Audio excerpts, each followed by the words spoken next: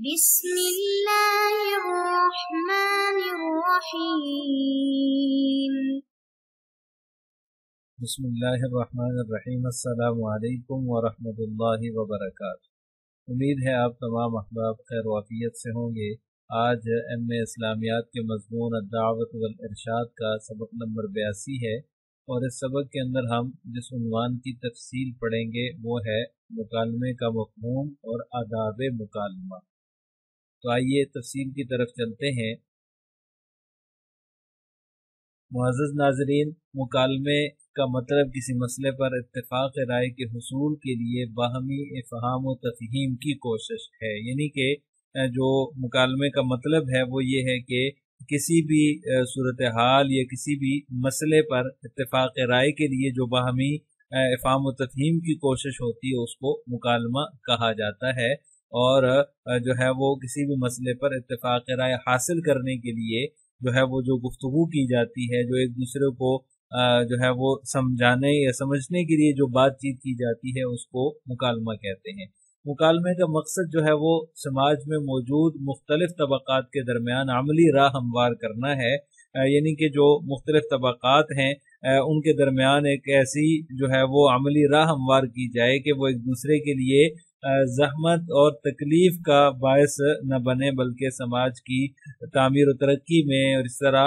جو ہے وہ امن میں اور اسی طرح جو ہے وہ آشتی کے لیے معاون اور مددگار ثابت ہوں۔ تو اس مکالمہ جو ہے یہ ایک جو ہے وہ ایسی چیز ہے جس کے ذریعے سے سماج کی تعمیر و ترقی کی راہ ہموار کی جا سکتی ہے۔ اسلام چونکہ ایک آفاقی دین ہے اور آپ صلی اللہ علیہ وسلم کی دعوت ہر زمانے اور ہر رنگ و نسل کے لوگوں کے لیے ہے، یہ نہیں ہے کہ آپ صلی اللہ علیہ وسلم کی دعوت جو ہے وہ صرف اور صرف مسلمانوں کے لیے، کیونکہ آپ صلی اللہ علیہ وسلم جو ہے وہ رحمت للعالمین ہیں اور تمام جہانوں کے لیے رحمت ہیں، اس لیے آپ صلی اللہ علیہ وسلم کی جو دعوت ہے وہ ہر زمانے اور ہر رنگ و نسل کے لوگوں کے لیے ہے، ہر خطے کے لوگوں کے لیے ہے۔ اسی لیے جو مسلمان ہیں وہ اقوام عالم سے دور نہیں رہ سکتے، جو مختلف اقوام ہیں ان سے دور نہیں رہ سکتے، تمام انسانوں تک براہ راست یا بالواسطہ جو ہے وہ اسلام کا پیغام پہنچانا یہ اہل ایمان کی مشترکہ ذمہ داری ہے۔ وہ تمام اقوام جو مسلمانوں کی دشمن ہیں، چاہے وہ مسلمانوں کے خیر خواہ ہیں، چاہے وہ مخالف ہیں، چاہے وہ دشمن ہیں، وہ بھی مسلمانوں کی جو دشمن ہیں وہ بھی مسلمانوں کی مخاطب ہیں، وہ اقوام بھی مسلمانوں کی مخاطب ہیں، ان تک ایک با اخلاق طریقے سے جو ہے وہ اسلام کا پیغام پہنچانا یہ اہل ایمان کی مشترکہ ذمہ داری ہے۔ اگر کسی قوم اور تہذیب کو اسلام اور مسلمانوں سے کوئی غلط فہمی ہے یا تعصب کی وجہ سے وہ عناد اور بغض میں مبتلا ہے، جس کی وجہ سے جو ہے وہ جو قوم ہے اور جو تہذیب ہے اس کا جو ہے وہ اسلام سے قریب آنا اور نبی کریم صلی اللہ علیہ وسلم کے پیغام کو سمجھنا یا جو ہے وہ مشکل ہے یا ناممکن ہے، تو ایسی اقوام اور ایسی تہذیبیں جو ہیں ان تک بااخلاق طریقے سے اسلام کا پیغام پہنچانا یہ اہل ایمان کے ذمے ہیں۔ وہ اس بات کی زیادہ مستحق ہیں کہ ان کے دل و دماغ کو مسخر کیا جائے اور ان کے ساتھ جو ہے وہ مکالمہ کیا جائے، اور یہ جو مکالمہ ہے اس کے ذریعے سے ان تک اسلام کی حقانیت پہنچائی جائے، چاہے وہ دشمن ہے یا جو ہے وہ کوئی بھی ہے، بھلے وہ جانی دشمن ہی کیوں نہ ہو، ان تک جو ہے وہ پیغام پہنچانا یہ اہل ایمان کی ذمہ داری ہے، کیونکہ اللہ تعالیٰ کا ارشاد ہے وَلَا تَسْتَوِي الْحَسَنَةُ وَلَا السَّيِّئَةُ ادْفَعْ بِالَّتِي هِيَ أَحْسَنُ فَإِذَا الَّذِي بَيْنَكَ وَبَيْنَهُ عَدَاوَةٌ كَأَنَّهُ وَلِيٌّ حَمِيمٌ۔ نیکی اور بدی برابر نہیں ہو سکتی، وَلَا تَسْتَوِي الْحَسَنَةُ وَلَا السَّيِّئَةُ، نیکی اور بدی برابر نہیں ہو سکتی، وَادْفَعْ بِالَّتِي هِيَ أَحْسَنُ، آگے فرمایا کہ برائی کو بہتر طریقے سے دور کیا کرو، فَإِذَا الَّذِي بَيْنَكَ وَبَيْنَهُ عَدَاوَةٌ كَأَنَّهُ وَلِيٌّ حَمِيمٌ، نتیجتاً وہ شخص کہ جو تمہارے اور جس کے درمیان دشمنی تھی وہ گرم جوش دوست بن جائے گا۔ فَإِذَا الَّذِي بَيْنَكَ وَبَيْنَهُ عَدَاوَةٌ، جس کی تمہارے ساتھ دشمنی ہو وہ بھی تمہارا دوست بن جائے گا۔ تو لہٰذا اہل اسلام کی یہ ذمہ داری ہے کہ وہ اسلام کو با اخلاق طریقے سے دوسری اقوام تک پہنچائیں۔ مکالمہ جو ہے یہ عربی زبان کا لفظ ہے جس کا مطلب جو ہے وہ لفظ ہے، بات چیت ہے، جملہ ہے یا خطبہ ہے۔ تاج العروس جو کہ لغت کی کتاب ہے اس کے اندر مکالمے کا یہ جو ہے وہ لفظی معنی انہوں نے ذکر کیا ہے کہ اس کا لفظی معنی بات چیت کرنا ہے، جملہ ہے یا خطبہ بھی اس کے لفظی معنی میں سے ہے۔ اسی طرح دوسری جو لغت کی کتاب ہے ابن فارس کی، اس میں انہوں نے مکالمے کا معنی بات کرنا یا زخمی کرنا لکھا ہے، جو کہ معجم مقاییس اللغہ ہے جو ابن فارس کی کتاب ہے۔ اس کتاب کے اندر انہوں نے جو ہے وہ اس کا جو لغوی معنی ہے، جو لفظی معنی ہے، وہ اس طرح سے ذکر کیا ہے۔ اور جو مکالمہ ہے اس کا مترادف قرآن میں حوار استعمال ہوا ہے، جو کہ جامع اصطلاح ہے، یعنی کہ حوار کہتے ہیں ایک یا ایک سے زیادہ افراد، دو یا دو سے زیادہ افراد جو ہے وہ سوال و جواب کے اسلوب میں ایک دوسرے سے بات چیت کریں تو اس کو جو ہے وہ مکالمہ کہا جاتا ہے، بشرطے کہ موضوع ایک ہو اور مقصد بھی ایک ہو اور کسی مخصوص موضوع پر بحث ہو رہی ہو، چاہے وہ گفتگو کسی نتیجے پر پہنچے یا نہ پہنچے، بلکہ اتنا ضروری ہے کہ فریقین ایک دوسرے کی آراء کو اہمیت دیں اور ایک دوسرے کے موقف کو گہرائی سے سمجھنے والے ہوں، گہرائی سے توجہ دینے والے ہوں، تو اس کو مکالمہ کہا جاتا ہے۔ تو حوار بھی اس کا ایک مترادف لفظ ہے جو کہ قرآن میں استعمال ہوا ہے۔ مکالمے کے ذریعے لوگ اپنے افکار کو دوسروں کے ساتھ شیئر کرتے ہیں، یعنی کہ یہ اس کے جو گویا کہ جو نکات ہے اس کی لفظی یا اصطلاحی تعریف کے نتیجے میں وہ نکات کچھ اس طرح سے ہیں۔ پہلا نکتہ یہ ہے کہ مکالمے کے ذریعے سے لوگ اپنے افکار دوسروں کے ساتھ شیئر کرتے ہیں، مختلف فکریں ہوتی ہیں، اپنے تجزیات کو ایک دوسرے کے ساتھ شیئر کرتے ہیں، ایک دوسرے کو بتاتے ہیں۔ اسی طرح باہمی بات چیت سے طویل مدتی اختلافات کو حل کرنے میں مدد ملتی ہے۔ مکالمے کے ذریعے سے، مباحثے کے ذریعے سے جو طویل مدتی اختلافات ہیں ان کو حل کیا جا سکتا ہے۔ اس کے علاوہ جو ہے وہ مکالمے کے ذریعے متنازع مسائل کا گہرا فہم حاصل ہوتا ہے۔ جو متنازع مسائل ہوتے ہیں ان کا جو ہے وہ گہرا فہم حاصل کرنے کا ذریعہ بھی مکالمہ ہی بنتا ہے۔ اسی طرح مکالمہ جو ہے افکار و نظریات کا منطقی اور مفید تبادلہ خیال ہے، یعنی کہ اس کے ذریعے سے جو ہے وہ کسی منطقی انجام تک، کسی بھی فکر کے منطقی جو ہے وہ جو مفید اس کا تبادلہ خیال ہے وہ مکالمے کے ذریعے سے ہی ممکن ہوتا ہے۔ اسی طرح مکالمہ جو ہے یہ غلط فہمیوں کو دور کرتا ہے اور باہمی اعتماد پیدا کرتا ہے۔ جب مکالمہ کیا جاتا ہے تو جو غلط فہمیاں ہوتی ہیں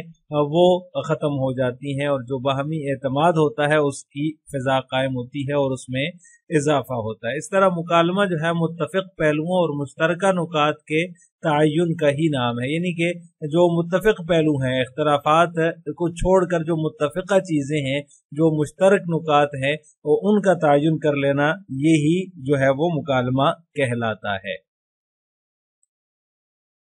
مکالمہ کی لفظی اصطلاحی تعریف اور اس کی جو تشریح ہے، اس کے بعد ہم مکالمہ کے آداب کو سمجھ لیتے ہیں۔ مکالمہ بہت سے اعلیٰ اوصاف کا تقاضا کرتا ہے، اس کے لیے بہت سے اخلاقی آداب اور علمی خوبیوں کی ضرورت ہے، یعنی کہ مکالمہ کرنے کے لیے جو ہے وہ اعلیٰ اوصاف کا ہونا ضروری ہے، اس کے لیے جو اخلاقی آداب ہیں، جو علمی خوبیاں ہیں، اور ان کا ہونا بھی ضروری ہے۔ ماہرین نے کامیاب مکالمے کے لیے مندرجہ ذیل آداب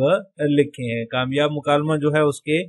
کچھ آداب ہیں، وہ کون کون سے ہیں؟ ان میں سے پہلا ادب یہ ہے کہ مکالمے کا موضوع طرفین کے ذہن میں بالکل واضح ہو، یہ نہیں کہ مکالمہ کیا جا رہا ہے لیکن یہی پتہ نہیں ہے کہ ہم کس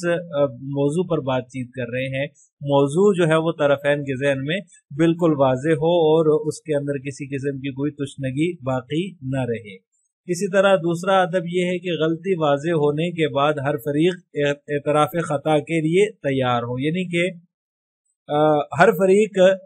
اگر جو ہے وہ اس کی خطا واضح ہو جاتی ہے اور اس کی غلطی واضح ہو جاتی ہے تو اس کو ذہنی طور پر اس بات کے لیے تیار ہونا چاہیے کہ وہ اپنی غلطی کا اعتراف کرے اور جو ہے وہ کسی قسم کی ضد اور ہٹ درمی کا مظاہرہ نہ کرے۔ اسی طرح جو ہے وہ ایک ادب مکالمے کا یہ بھی ہے کہ ہر فریق دوسرے کے لیے ایسے ہی الفاظ استعمال کرے جیسے وہ اپنے لیے سننا چاہتا ہے، یعنی یہ نہیں کہ دوسرے کے لیے، فریق مخالف کے لیے، فریق آخر کے لیے جو ہے وہ سخت الفاظ استعمال کر رہا ہے جبکہ اپنے لیے وہ الفاظ استعمال سننا اس کو پسند نہیں ہے۔ لہٰذا یہ مکالمے کا ادب ہے کہ ہر فریق اپنے لیے ایسے ہی جو ہے اپنے لیے ایسے الفاظ کا جو ہے وہ چناؤ کرے جو سامنے والے سے وہ سننا چاہتا ہے۔ اسی طرح ایک ادب یہ بھی ہے کہ ہر فریق ایک دوسرے کے خیالات و اعتقادات کا احترام کرے۔ یہ بھی بہت ضروری ہے کہ جو سامنے والے کے اعتقادات ہیں، جو سامنے والے کے جو ہے وہ نظریات ہیں، ان کا احترام کرنا اور اس کی نفسیات کا خیال رکھنا، یہ بھی جو ہے وہ ہر فریق کے لیے ضروری ہے۔ ایسا نہیں ہے کہ کسی کے عقیدے کو جو ہے وہ گالی دی جائے، کسی کے عقیدے کو برا بھلا کہا جائے، کسی کے جو فکر و خیال ہے یا کسی کی جو نفسیات ہیں ان کے اوپر کیچڑ اچھالا جائے، بلکہ ہر فریق کے لیے یہ ضروری ہے کہ وہ سامنے والے کے خیالات کا، سامنے والے کے اعتقادات کا احترام کرے۔ اسی طرح مکالمے کا ایک ادب یہ بھی ہے کہ مکالمے کا اصل محرک ہر فریق کے نزدیک تحقیق حق ہو، یعنی کہ جو مکالمہ کرنے والے ہیں، فریقین ہیں، ان کا جو مقصد ہے، یہ جو اصل محرک ہے مکالمے کا کہ ہم مکالمہ کس مقصد کے لیے کر رہے ہیں، مقصد تحقیق حق ہونا چاہیے، یعنی حقیقت حال تک رسائی جو ہے اس مقصد سے مکالمہ کیا جائے کہ ہمارا یہ جو مکالمے کا مقصد ہے اس کے ذریعے سے ہم تحقیق حق کریں گے یا حقیقت تک رسائی حاصل کریں گے۔ یہ بھی مکالمے کا ایک ادب ہے۔ اسی طرح مکالمے کے دوران اعتدال اور توازن پر قائم رہنے کی کوشش ہو، ایسا نہ ہو کہ غصہ یا اس کے